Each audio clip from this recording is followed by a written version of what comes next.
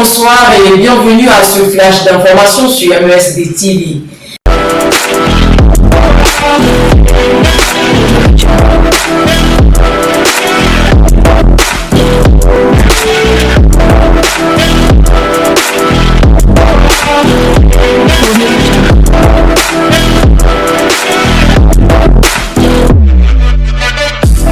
Starland Hotel est le cadre par excellence qui a abrité le jeudi 19 septembre 2024 la 45e édition de la Journée mondiale du tourisme au Cameroun sur le thème Tourisme et paix.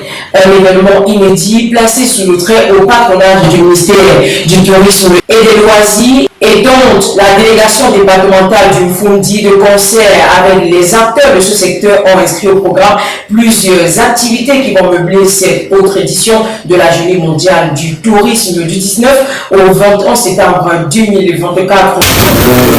Merci déjà de cette opportunité que vous nous offrez dans le cadre du lancement officiel des activités qui meublent la semaine de la Journée mondiale du tourisme.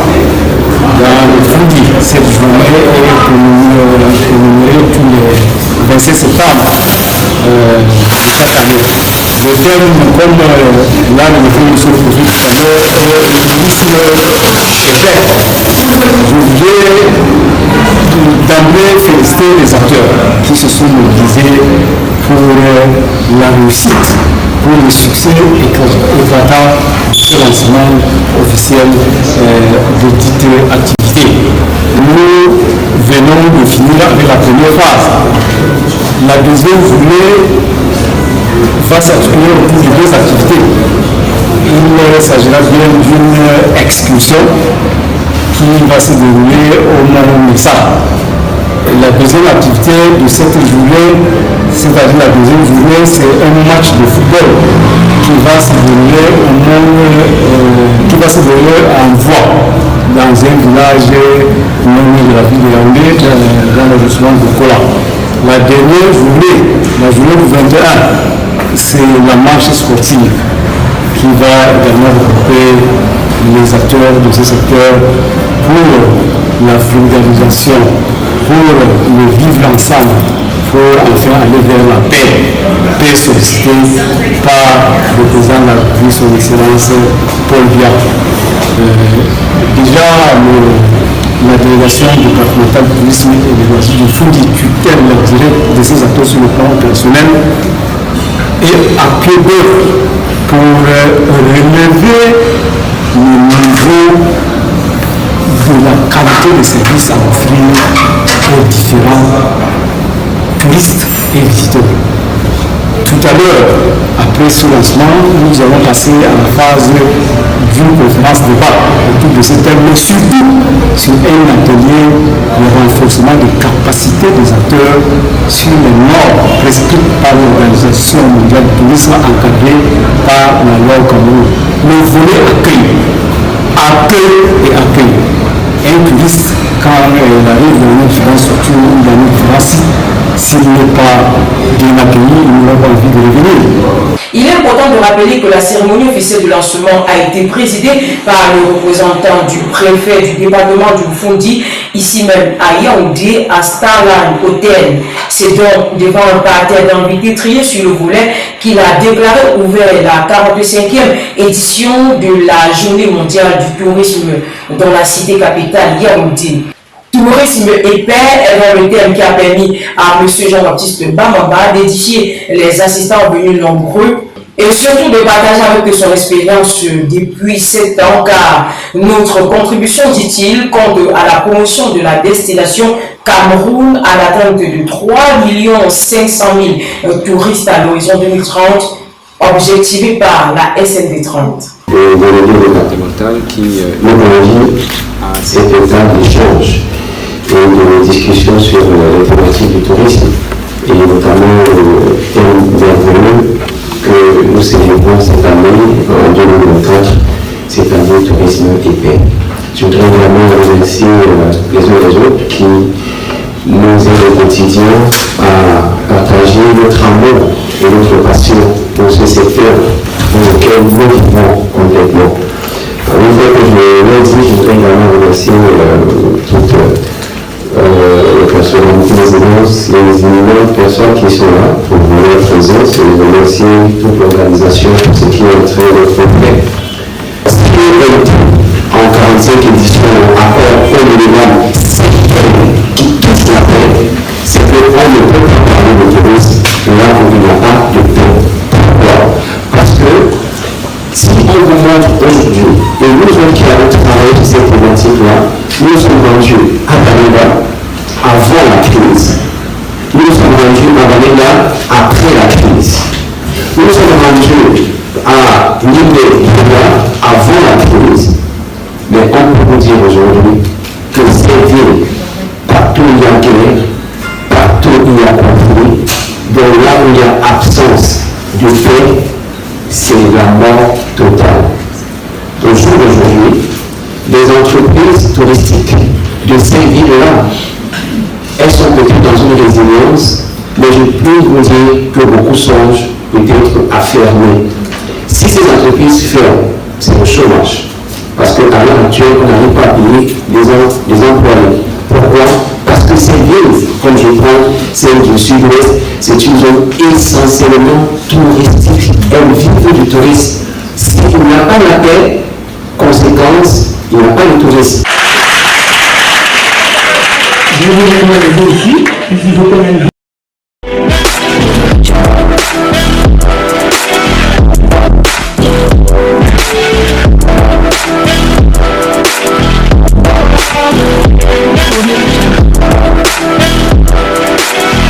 La 15e édition de la marche de prière pour le Cameroun est prévue le samedi 16 novembre 2024 entre 6h et 8h30, dont le départ est prévu au moment de la réunification sous le thème Dieu, l'espérance qui transcende les crises. Pensons que nous marchons sur cette route. D'autres qui aussi se posent avec des intentions qui ne sont pas aussi nobles que les nôtres, nous pouvons faire tomber des forteresses. Nous invitons donc des personnes à marcher dans la prière, à dire à Dieu l'intention que nous avons pour un Cameroun meilleur.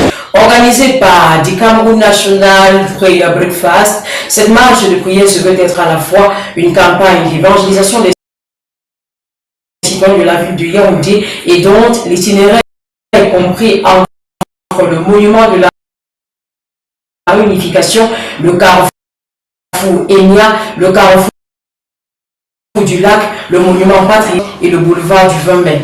Après cette grande marche consacrée à la prière, il est important de rappeler que d'autres activités vont meubler ce programme, notamment un séminaire et un atelier prévus les 18 et 19 novembre 2024 au Cœur en Europe Center Yaoundé.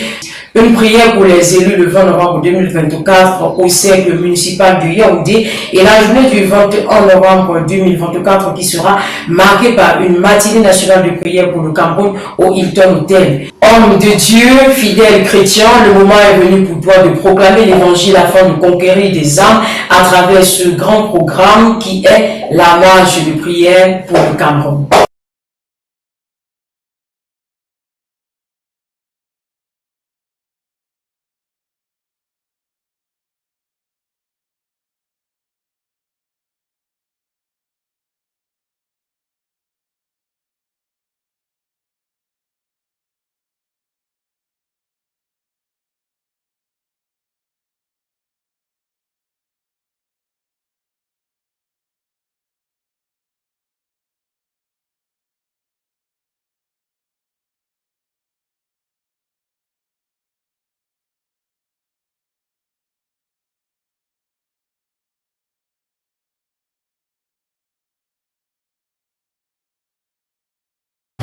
La chapelle Armée Divine est le cadre par excellence qui a reçu le vendredi 20 septembre 2024 les hommes de Dieu venus de diverses paroisses pour une grande nuit de prière à caractère inaugural de ce joyau architectural consacré au Seigneur par sa servante Pauline Gasca en guise du témoignage de son amour pour Dieu.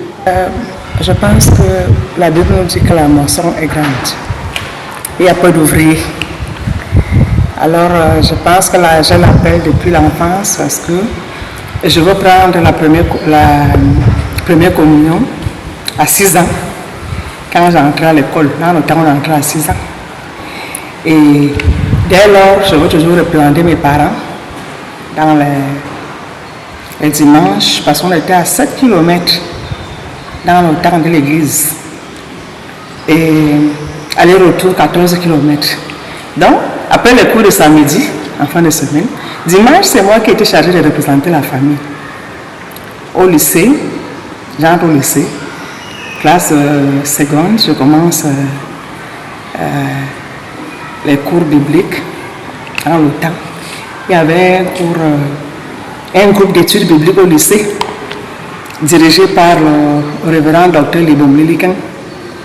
Et c'est là que j'ai vraiment pris goût de l'affaire de Dieu, jusqu'à l'heure où nous parlons. Donc, étant militaire déjà, je servais Dieu, éternel des armées, d'où je tire l'appellation de la chapelle, du nom de la chapelle, chapelle de l'armée divine. Donc, c'est pour continuer l'œuvre de Christ, la bonne nouvelle de Dieu. Ce que Jésus-Christ est venu faire sur terre et la mission qu'il nous a donnée. Comme de coutume, cette nuit de prière qu'organise la CEPEC est rotative et donc le Seigneur a permis à sa servante de bâtir ce temple nouveau, tout comme un souffle nouveau pour accueillir les hommes de Dieu. Une nuit de prière qui s'est bien déroulée à la volonté du Saint-Esprit, duquel les âmes ont été bénies et certains ont confessé Jésus comme leur seul Seigneur et Sauveur, tout en s'engageant à désormais persévérer dans ce ministère armée divine. La gloire de Dieu est sur vous. Au nom puissant de Jésus-Christ, nous gagnons, nous prions, que vous soyez consacrés, comme on nous a parlé de la consécration, que vous soyez consacrés au Seigneur, que vous soyez mis à part pour Dieu. Au nom puissant de Jésus-Christ. Une nuit de prière très alléchante et très captivante, mais aussi surtout remplie de bénédictions à travers les moments de louange et d'adoration.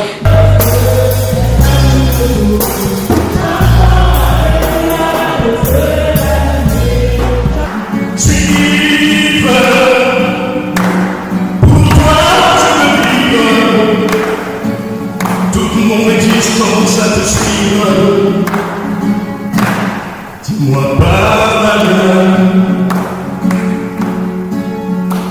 suive, pourquoi tu vives, toute mon existence à te suivre, dis-moi pardonne. Plusieurs thèmes ont été déroulés au cours de cette nuit de prière, à savoir l'union dans le corps du Christ, qui veut que chacun respecte sa place dans le corps du Christ. Pour nous sommes un. Verset 3. Moi et eux, et toi en moi en eux, et toi en moi, afin qu'ils soient parfaitement un, et que le monde connaisse que tu m'as envoyé, et que tu les as aimés, comme je les ai aussi aimés. Le deuxième thème évoqué au cours de cette nuit de prière a été l'habileté et l'abnégation par le révérend apôtre John Alexander. L'habileté étant vue comme la capacité qu'on a, car tout vient de Dieu, et l'abnégation qui est un renoncement à soi-même. L'abnégation qui renvoie à un renoncement à soi-même, à un sacrifice personnel où l'on décide de faire partie parfois de ses intérêts les plus importants en vue de produire un certain résultat qui va affecter la vie de plusieurs. Jésus lui l'a dit, à moins que les graines ne tombent en terre, il ne meurt, cette graine restera toute seule. Moi j'ai dit, mais tu peux aussi accepter de tomber en terre et mourir si tu ne connais pas tes capacités. Tu ne sais pas comment Jésus l'a dit. Le bon berger est capable de déposer sa vie et de la reprendre encore. De plus, la sanctification est le troisième thème abordé au cours de cette nuit de prière. Il a donc été dit que sans la sanctification, personne ne peut voir Dieu. Un extrait tiré du livre de Jean 9 au verset 31. La sanctification renvoie au renouvellement des bontés de l'Éternel dans nos vies. C'est également là de veiller dans ton cœur de ce que Dieu ne t'abandonne pas et que tu n'abandonnes pas Dieu. Qu'est-ce que je peux de moi-même pour ma sanctification? Seigneur, si c'est vrai de rester dans ton amour. Qu'est-ce que que je peux, Seigneur, donne-moi pour ma sanctification. Si je ne le demeure, Seigneur, garde ton amour. Laisse ton amour grandir davantage dans mon cœur. Et la crainte de ton nom, Seigneur, ne m'abandonne pas. Donne-moi de veiller dans mon cœur, puisque je veux. L'apôtre Abou, président du corps apostolique, vice-président de la CPEC, quant à lui, a prêché sur le missionnaire. Ici, rappelons, dit-il, Jésus a été le tout premier missionnaire car il s'est vaincu lui-même pour venir en mission. Il est donc important pour chaque chrétien de savoir qu'il vient à l'église pour la mission et non pour chercher autre chose. Un missionnaire est un apôtre, dit-il. C'est donc sur la mission que la CPEC fonde ses objectifs. Et le premier arbre de Jésus lui-même. Quand nous lisons l'Apocalypse 16 et le rapidement, nous allons voir quel missionnaire c'est quelqu'un qui a envoyé. Un missionnaire c'est quelqu'un, lorsque les choses sont compliquées, on appelle ça un missionnaire. La bienheureuse servante du Seigneur, Pauline Gasca, a prêché sur la bénédiction tirée du livre de Deutéronome. Elle rappelle ici que lorsqu'on obéit à Dieu et à ses commandements, on est toujours la tête et non la queue, le début et non la fin, car un enfant de Dieu a toujours la paix malgré les problèmes, car Dieu est son assurance. Depuis je n'ai pas dormi. Et toute la journée d'aujourd'hui, je n'ai pas dormi. Mais je bénis encore la parole. Applaudissons pour le Seigneur.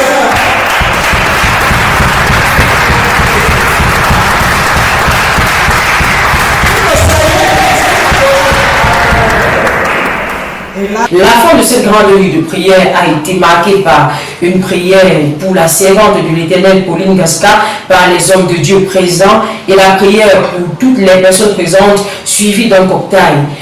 Tout est bien qui finit bien. C'est donc à 6 h du matin que les hommes de Dieu se sont séparés après une grande prière du matin. Maintenant, il faut mener la clôture.